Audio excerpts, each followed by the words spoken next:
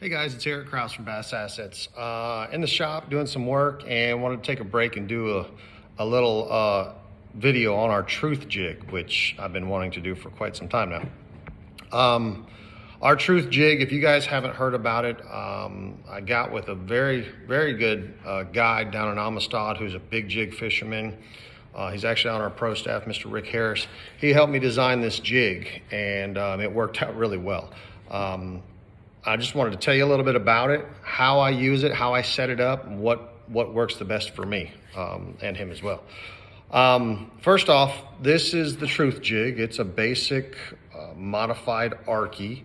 We actually have a lead spur as well as a wire keeper on top. So you don't have to worry about glue. I mean, once you put your crawdad on, I hope it's the one you want, because if you take it off, it's probably not gonna be any good. We also use a 5/0 compact, super tough Mustad Ultra Bite hook, very sharp hook. Very good hook. Now, there's hooks that are bigger that are out there, but what I've found is most of those bigger hooks give you a wider profile. And I'll go into that a little bit later, why we went with this short, compact jig. The jig head has a flat eye, and I really like that. I was kind of against it at first. I wanted to bring the eye down into the mold, into the lead, because I thought it worked better. But after using it, I really like this design. I'll tell you why. These are designed to go into brush. You know, a lot of people don't throw jigs in brush because the simple fact is they just lose them in brush. They're just known to get hung up more than a Texas rig. So a lot of people have opted for Texas rigs. But I can tell you time and time again that fish seem to bite larger profile baits. Bigger fish bite larger profile baits like a jig. I've definitely seen when you throw a little brush hog in, you may catch a bunch of fish, but you won't catch the bigger fish a lot of times. Sometimes you will. I don't want to get into that debate over which is better. I like a jig. It's a big profile. If I'm on a spot where I know the fish are in the reeds and I just put my head down and go to it, I know I'm going to catch 5 big ones with a jig. That's why I do it. So that's the basic head design. Super great for, if you like skipping docks, man. I don't think they make a better head design than this. You can shoot these things way up under docks, but it's a simple modified Arky, nothing special. The hook's a compact, short 5/0 heavy hook, but the big difference is the weed guard. When you buy jigs, here's the concept we go by with the truth jig.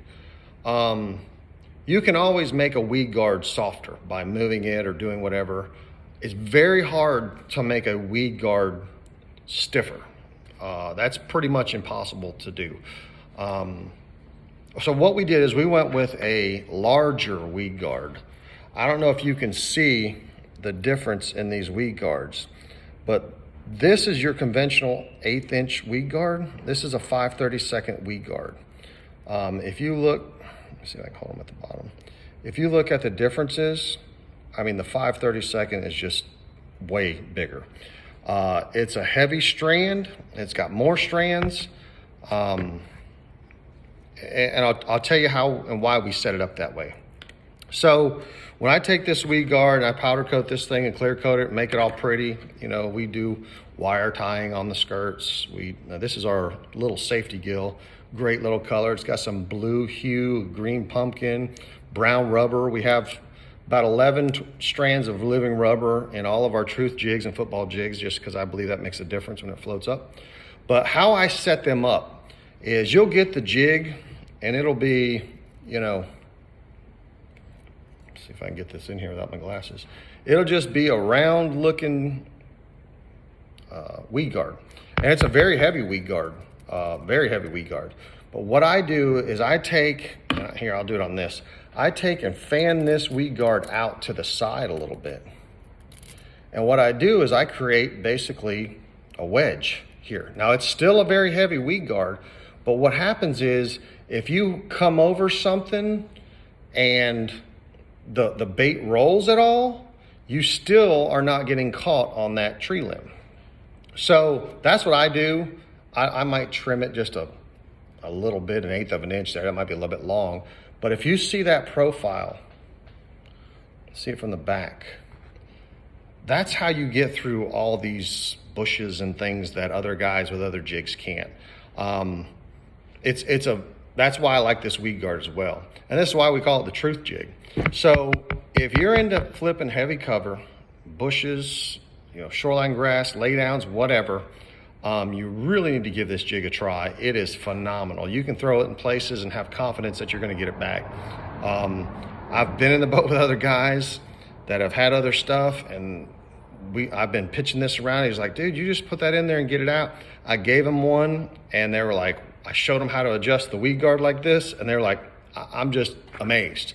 There's a lot of good heavy flipping jigs out there. I think Beast Coast makes one with 2 real big weed guards in it. There's another company that makes one that's a line like that. And they're good, don't get me wrong, but you also have, a point where you get too much, and it's hard to compress the weed guard to get a hook in them. And these have been a perfect blend and balance for me. So if you ever want to give them a shot, go to bassassets.com. They're the Truth jigs. They're available in 1/2 ounce and 3/8. We have 6 or 8 colors. They're phenomenal colors. We do a lot of little trinky stuff. Like this one has blue flake in the head with green pumpkin, a little bit of orange on bottom.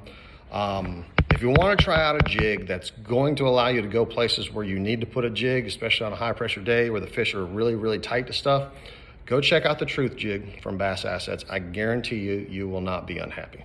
Thanks, guys.